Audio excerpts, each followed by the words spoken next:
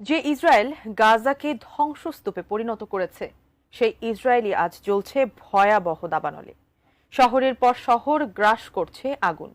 এ যেন প্রকৃতির নীরব প্রতিশোধ। বিস্তারিত আরিফ হাসানের প্রতিবেদনে। 15 মাসেরও বেশি সময় ধরে ফিলিস্তিনের গাজায় চালানো হচ্ছে নৃশংসতম সামরিক আগ্রাসন। বোমারু বিমানের ছায়ায়, ক্ষেপণাস্ত্রের শব্দে দিনরাত কেঁপে উঠছে অঞ্চলটি। ধ্বংসস্তূপে পরিণত হয়েছে পুরো উপত্যকা। প্রতিদিন প্রাণ হারাচ্ছে শত শত নিরীহ মানুষ। রেহাই পাচ্ছে না নিষ্পাপ শিশুরাও।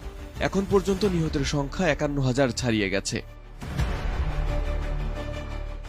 এই ভয়াবহতার বিরুদ্ধে বিশ্বজুড়ে চলছে প্রতিবাদ, প্রার্থনায় রত কোটি কোটি মুসলমান। কিন্তু বাস্তবতায় তারা অসহায়। গোটা দুনিয়া যখন নিস্তব্ধ, তখনই যেন প্রকৃতি নিজেই কিছু করার সিদ্ধান্ত নিল। যেন আকাশের গর্জন